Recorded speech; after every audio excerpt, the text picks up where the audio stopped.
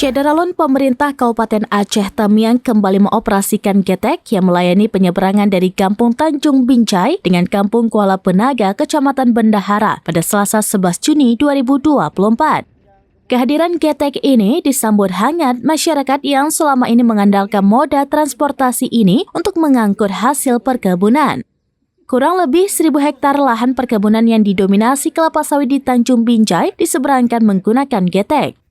PJ Bupati Aceh Tamiang Asra menjelaskan getek yang sudah ada sejak daerah ini masih bersatu dengan Aceh Timur sudah 2 kali tenggelam dalam 2 tahun terakhir.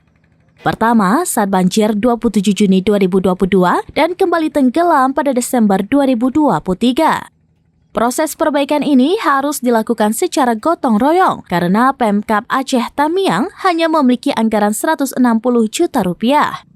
Anggaran ini tidak cukup untuk membeli mesin baru, plat besi, tiang besi, dan item lainnya. Diakuinya perbaikan getek ini murni kebijakan pemerintah daerah karena didorong kebutuhan masyarakat yang sangat kuat.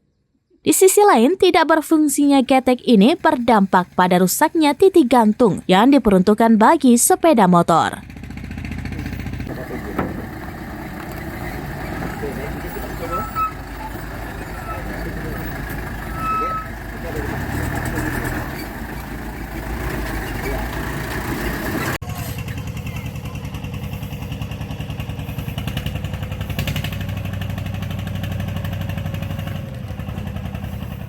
Dari Aceh Tamiang, Rahmat Dwiguna, serambinews.com. Download Tribun X sekarang, menghadirkan lokal menjadi Indonesia.